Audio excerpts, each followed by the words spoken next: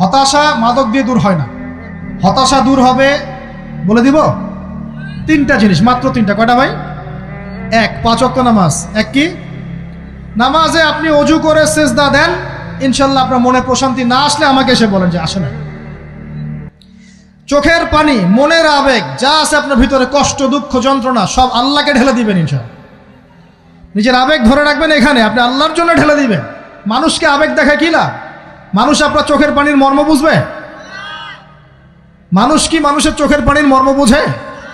আপনার পিতা যদি মারা যায়, আমার কাছে এসে দোয়া চান কান্নাকাটি করে, আমি দোয়া করতে পারবো, কিন্তু আমি কিন্তু আপনার ফিলিংসটা বুঝতে পারবো না। আপনার অনুভূতি কে বুঝতে পারবেন? আল্লাহ পাক আপনার ঘাড়ের রগের চেয়েও কাছে আছেন। সুবহানাল্লাহ, সুবহান আল্লাহ পাক ঘাড়ের রগের চেয়ে কাছে আছে। গতকালকে বাংলাদেশের একজন বরেণ্য আলেমের সাথে একটা কনফারেন্সে ছিলাম। উনি বলছিলেন যে এক ব্যক্তি, এটা শোনেন, এক ব্যক্তি খুব তার শখ যে তিনি সাহাবীদের মতো নামাজ পড়া শিখবেন। কথা বুঝতে পারছেন?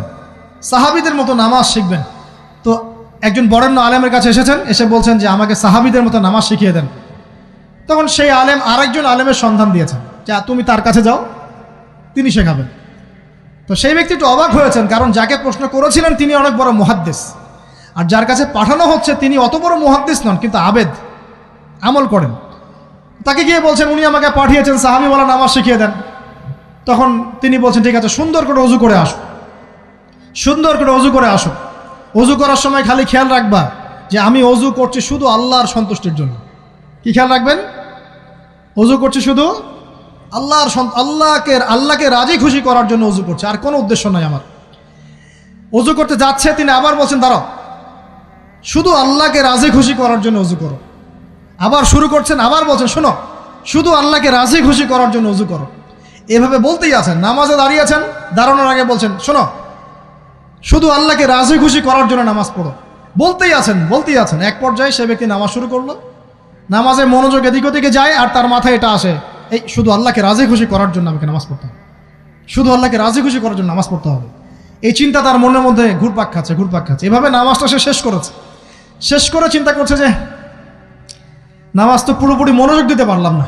বারবার মাথার মধ্যে এরকম চিন্তা আসছে, আল্লাহ আমাকে তুমি মাফ করে দাও, নামাজটা আমার মনে হলো না ঠিক মতো। তখন সে ফিরে এসে তার সে ওস্তাদকে বলছেন আমার তো নামাজ এরকম করে পড়লাম, কিন্তু শেষমেশ মনে হলো যে নামাজটা হয়তো কবুল হয় নাই, আল্লাহর কাছে খুব মাফ চাইলাম, আল্লাহ আমাকে মাফ করে দাও, নামাজটা মনে হলো না। তখন সেই যে প্রথম ব্যক্তি যিনি পাঠিয়েছেন তিনি বলছেন এটাই হলো সাহাবীওয়ালা নামাজ।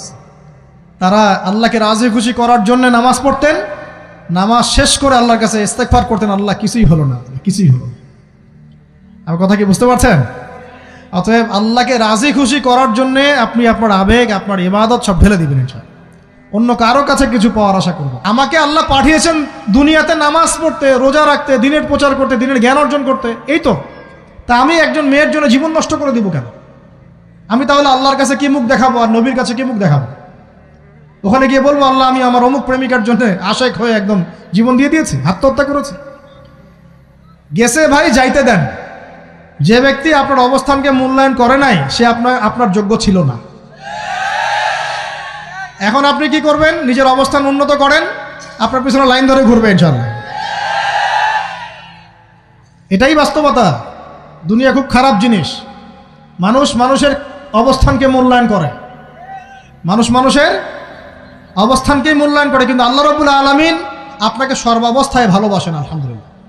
এই যে আমরা এখন অনেক পাপ করছি না, আল্লাহ কি আমাদেরকে আযাব দিয়ে ধ্বংস করে দিয়েছেন? আল্লাহ পাক এখনো আমাদেরকে ভালোবাসেন, রহম করেন, আল্লাহ পাক অপেক্ষা করছেন কখন তওবা করবে, আমি তওবা কবুল করব। এই কখন আমার বান্দা খালি একবার বলে আস্তাগফিরুল্লাহ, আল্লাহ পাক সাথে সাথে মাফ করে দেবেন ইনশাআল্লাহ। আর সেই আল্লাহকে ভুলে আপনি কার পিছনে ছুটছেন? আমরা কিন্তু নিয়াত করতে পারি ভাই যে আমরা যারা ওয়াজ শুনলাম জীবনে কোনোদিন সিগারেটে হাত দিব না ইনশাআল্লাহ। রাজি আছি ভাই? অন্য বড় বড় জিনিস তো বহুত দূরের কথা। আচ্ছা, অনেকে রাজি হয় নাই কেন? আপনারা কি অলরেডি আসক্ত? আমি অনেক ভাইকে দেখেছি মাশাআল্লাহ ইফতার খুলেই একদম বেনসন টানা শুরু করে। হ্যাঁ, এটা যে হারাম আপনাদের কেউ ওয়াজ করে শোনায় নাই? এটাকে কি মনে করেন আপনারা, হারাম না হালাল? কেউ বলেছে মাকরু, নাকি মাকরু ফতোয়া দিয়েছে? মাকরুহ শব্দের অর্থ জানেন আপনি? মাকরুহ শব্দের অর্থ কি একটু শোনেন। সূরা বনী ইসরাঈল খুলবেন। কোন সূরা? সূরা বনী ইসরাঈল আল্লাহ পাক বলছেন, আমি বনু ইসরাঈলকে এই কাজগুলো করতে নিষেধ করেছিলাম। কোন কোন কাজ? জেনা করো না, জেনার ধার কাছে যেও না, এতিমের মাল আত্মসাৎ করো না, শিরিক করো না ইত্যাদি। যারা আলেম আছেন তারা আমার কথা বুঝবেন। এই কাজগুলোর পরে আল্লাহ পাক বলছেন যে এই প্রত্যেকটা কাজ আল্লাহর কাছে মাকরুহ, অপছন্দের। কিসের? অপছন্দ। আর এটাকে আপনি সহজ মনে করছেন? নিয়াত করি আল্লাহ পাকের সন্তুষ্টির জন্য আমরা কোনোদিনও মাদকের সাথে সম্পৃক্ত হব না ইনশাআল্লাহ। আর বিশ্বাস করেন, শুধুমাত্র মাদকদ্রব্য নিয়ন্ত্রণ অধিদপ্তর এই আইন কানুন এগুলো দিয়ে, জরিমানা দিয়ে মানুষকে মাদক ছাড়ানো যাচ্ছে না, যাবে না। কেন যাবে না এটা আপনারা খুব ভালো করেই জানেন, আমি বলতে চাচ্ছি না। অনেক সময় মাদক বিরোধী কনসার্ট করে মানুষ, মাদক বিরোধী কনসার্টে ওঠার আগে এক বোতল ডাইল খেয়ে আসে আগে। এগুলো কি বাস্তব কথা বলছি না অবাস্তব কথা বলছি? আমাদের যুবক ভাইরা কোশ্চিনকালেও মাদকের ধার কাছে যাবেন না ইনশাআল্লাহ। একটা হাদিস খালি মনে রাখেন, এই হাদিসটা মনে রাখেন। নবী সাল্লাল্লাহু আলাইহি ওয়াসাল্লাম বলেছেন, কেউ যদি মাদকদ্রব্য সেবন করে তার 40 দিনের নামাজ কবুল হবে না। সিগারেট একটা খেয়েছি, 40 দিন নামাজ নাই। এরপর যদি সে তওবা করে আল্লাহ মাফ করে দিবেন। আবার যদি মাদক খায় আবার 40 দিন কবুল হবে না। যদি আবার তওবা করে আল্লাহ মাফ করে দিবেন। আবারও যদি খায় আবারও 40 দিন কবুল হবে না। আবারও তওবা করলে আল্লাহ আবার মাফ করে দিবেন। চতুর্থবার সে যদি মাদক খায়, আল্লাহ রসুল সাল্লাল্লাহু আলাইহি ওয়াসাল্লাম বলছেন, আল্লাহ পাক কিয়ামতের মাঠে তাকে তিনাতুল খাবাল পান করাবেন। কি পান করাবেন? তিনাতুল খাবাল। সাহাবীরা বললেন, ইয়া রাসূলুল্লাহ, এটা কি তিনাতুল খাবাল? কি? নবী সাল্লাল্লাহু আলাইহি ওয়াসাল্লাম বলছেন, এটা হচ্ছে জাহান্নামীদেরকে আযাব দেওয়ার পর তাদের রক্ত মাংসের যে পুঁজ বের হবে, এই যে ড্রিঙ্কস, জাহান্নামের হার্ড ড্রিঙ্কস, এই ড্রিঙ্কসের নাম হলো তিনাতুল খাবাল। আল্লাহ পাক আমাদের সবাইকে মাদক থেকে বাঁচিয়ে রাখেন। আমল হচ্ছে কোরআন তেলাওয়াত। যে ব্যক্তি কোরআন তেলাওয়াত করতে পারে নিয়মিত, তার মনের মধ্যে এই হতাশা, এই ভীরুতা, এই কাপুরুষতা কিচ্ছু আসবে না ইনশাআল্লাহ। আমি গ্যারান্টি দিচ্ছি আপনাকে, হতাশা আসবেই না আপনার মনে যদি আপনি কোরআন বুঝতে পারেন। কোরআনের একটা আয়াত নিয়ে কোনো সময় দেখা যায় 2-3 ঘন্টা সময় পার হয়ে যাচ্ছে, আয়াতটা ছেড়ে সামনে যেতে পারছি না। কোরআনের ভিতরে ঢুকলে আপনি দুনিয়ায় ভুলে যাবেন কি হচ্ছে আশপাশে। আমি এমন অনেক আলেমকে দেখেছি যে একটা বই, পাতলা একটা বই, আরবি বই নিয়ে পড়া শুরু করেছেন, ওই যে ফজরের পরে জোহরের ওয়াক্ত হয়ে যাচ্ছে, বইটাই শেষ করতে পারেননি। বুঝতে পারবেন না, যখন আপনি ইলমের ভিতরে ঢুকে যাবেন, কোরআনের ভিতরে, হাদিসের ভিতরে, আপনার দুনিয়ার খেয়ালই নাই। একজন আলেম, তিনি এক রাত্রে একটা বই লিখেছিলেন, চটি বই, এক রাত্রের মধ্যে। বলা হচ্ছে, তার সম্পর্কে বলা হচ্ছে যে রাতের খাবার তাকে দেয়া হয়েছে যে আপনি এটা খেয়ে নেন। তো সে খাবারটা পাশেই আছে, খাবারটা খাবো, এটা লিখে খাবারটা খাবো, এরকম তার চিন্তা ছিল। ফজর হয়ে গেছে, বই লেখাও শেষ, খাবার এই অবস্থায় পড়ে আছে, ডুবে গেছেন ভিতরে, খাওয়ার মাথায় তার খেয়াল নাই। এরকম হয়। একজন মনীষী, বিখ্যাত মনীষী, রিয়াদুস সালেহীন কিতাবের রাইটার, সংকলক আল্লামা নববী রাহিমাহুল্লাহ, এরকম সারা রাত চলে গেছে, পাশে 2টা খেজুর, ওই 2টা খেজুর খাওয়ারই সময় পান। হাদিস নিয়ে গবেষণা করতে রাত পার হয়ে গেছে। আমি বলতে চাচ্ছি, যখন ইলমের ভিতরে, কোরআন হাদিসের ভিতরে ঢুকে যাবেন, আপনার দুনিয়ার খেয়াল আপনার চলে যাবে ইনশাআল্লাহ। এই টেনশন, হতাশা, এই সেই বাদ, তখনই আল্লাহ পাক আপনাকে তার পক্ষ থেকে রহমত দিবেন, বরকত দিবেন, আল্লাহ আপনার দুনিয়ার কাজগুলো করে দিবেন ইনশাআল্লাহ। তখন দেখবেন কেউ আপনার দুনিয়ার ওই কাজটা করে দিয়েছে, কেউ ওই কাজটা করে দিয়েছে, কেউ বাসায় খাবার পাঠিয়ে দিয়েছে, আল্লাহ পাকই এগুলো করাই দিবেন ইনশাআল্লাহ।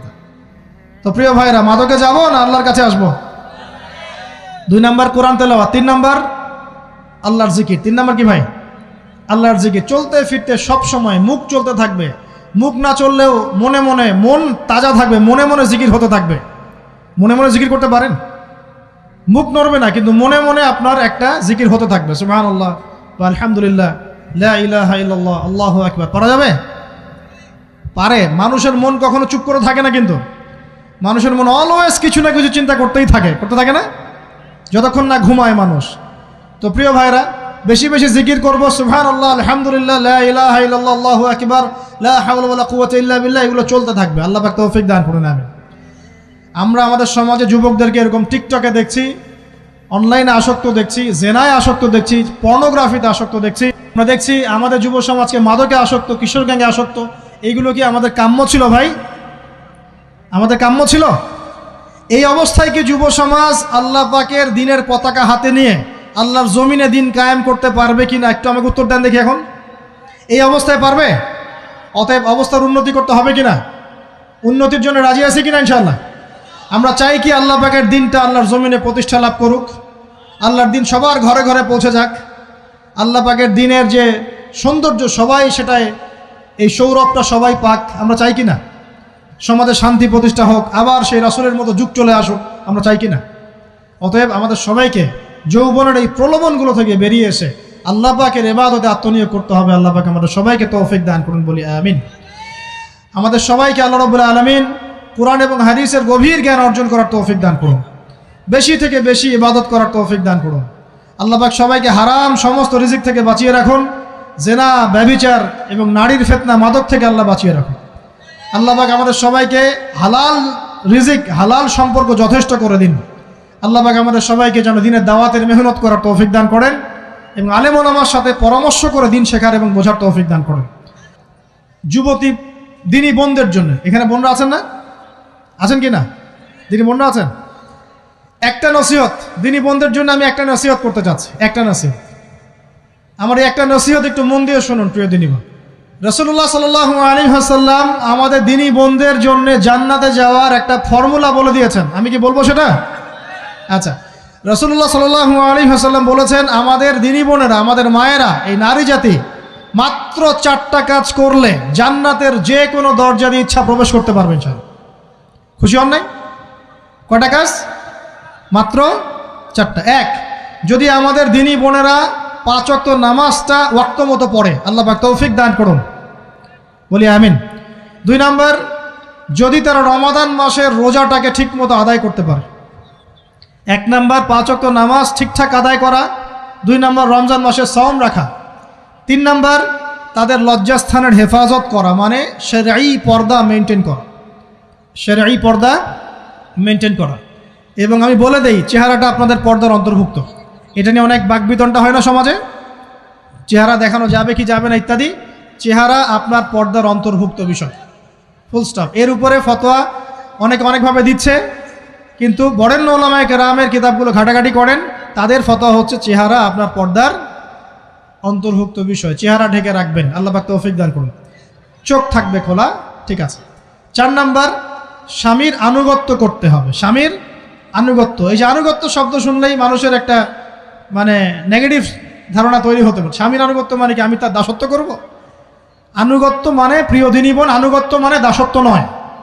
আনুগত্য মানে কোরআন সুন্নাহর যে বিধানগুলো আপনার স্বামী আপনাকে পালন করতে বলবে, আপনি সেগুলো করবেন, আপনি করতে বাধ্য। কিন্তু স্বামী যদি কোরআন সুন্নাহর বাইরে কিছু করতে বলে, সেটা মানতে আপনি বাধ্য নন। স্বামী যদি আপনাকে বলে যে সুদ খাও, এই সুদি এনজিওতে আসো, নাম লেখাও। স্বামী যদি আপনাকে বলে যে আসো বেপর্দায় বাইরে যাই, সাজুগুজু করে বের হও, চলো ঘুরে আসে বেপর্দায়। স্বামী যদি বলে দেবরকে একটু খাবারটা দিয়ে আসো, আমার অফিসের কলিগ আসছে, খাবার পরিবেশন করো, আসো ডাইনিংয়ে আসো। এই যে হারাম কাজ, বেপর্দার আদেশ করছে, সুদের আদেশ করছে, আপনি সেগুলো পালন করবেন না। কিন্তু হালাল বৈধ যে কোনো বিষয় আপনি স্বামীর আনুগত্য করবেন, এটা আপনার উপর ফরজ। এই 4টা কাজ যদি আপনি করতে পারেন, জান্নাতের যে কোনো দরজা দিয়ে ইচ্ছা আপনি প্রবেশ করতে পারবেন ইনশাআল্লাহ। আল্লাহ পাক আমাদের দিনী বোনদেরকে এই 4টা কাজ করার তৌফিক দান করুন। আমাদের সবাইকে আল্লাহ পাক জান্নাতের জন্য কবুল করুন, বলি আমিন।